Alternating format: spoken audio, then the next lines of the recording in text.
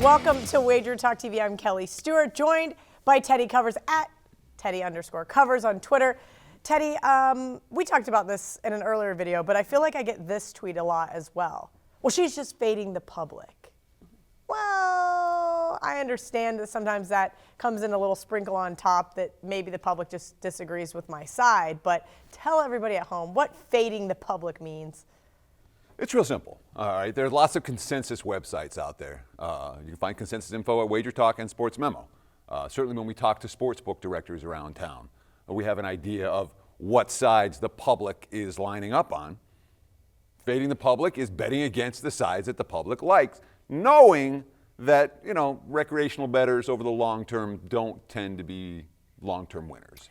And in many situations, fading the public, in theory, is supposed to be profitable. Right, but if I have to lay 11 to win 10 to fade them, and they're a lot more knowledgeable than they used to be, or they bought a service now, or whatever it may be, I feel like this fading the public of the 1980s and 1990s is not the same anymore.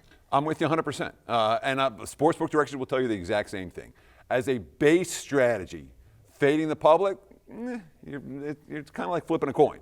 Public wins more than people give them credit for winning. Well, obviously, otherwise they wouldn't continue to bet. I mean, unless they truly have a problem, you got to win sometimes. Otherwise, what's the point? Well, there are specific spots that I think fading the public might be more valid than other spots.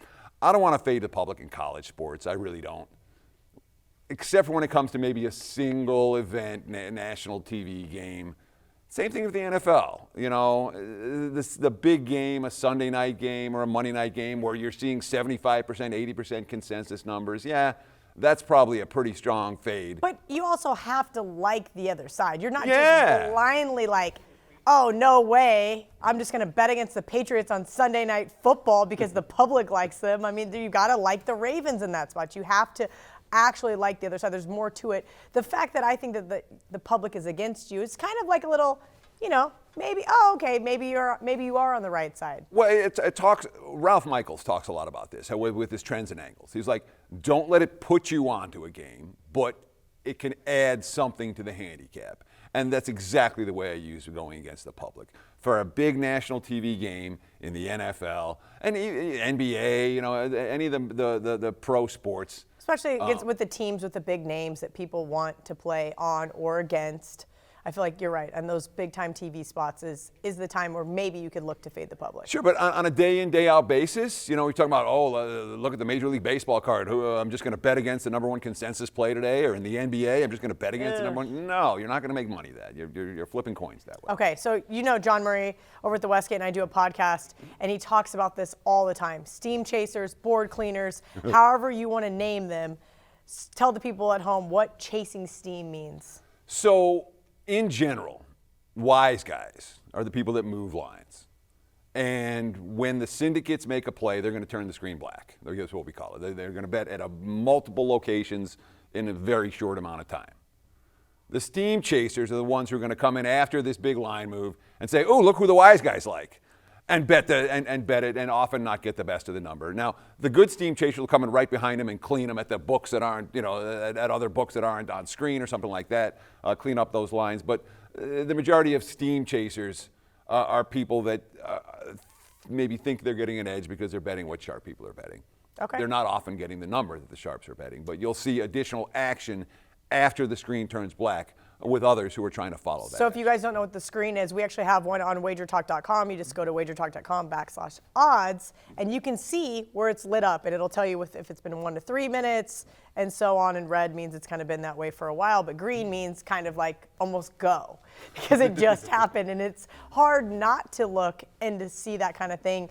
Have you ever kind of followed that mantra and said, okay, let me go ahead and take some of those numbers now because those numbers might not be available later? Do you have any advice for anybody, or is it just a complete stay away? So both of these approaches, when you talk about following the steam or chasing the steam, when you talk about fading the public, these are approaches for people who don't necessarily know a ton about sports handicapping. I never came into it that way, where I'm like, okay, well, I want the action, but I don't know exactly what I'm betting. So, I like to handicap the games and make my own opinions, and the markets are going to do what the markets do. And you might end up staying off a game because you missed a key number or whatever. Happens it may all be. the time. Yeah. Happens all the time. But in terms of winning strategies, I would not put chasing the steam or fading the public into long-term winning strategies. I wouldn't put them into that category, either one. Okay. WagerTalk TV users get $25 in wager bucks added to your account after your first purchase at WagerTalk and sportsmemo.com. Thanks for tuning in.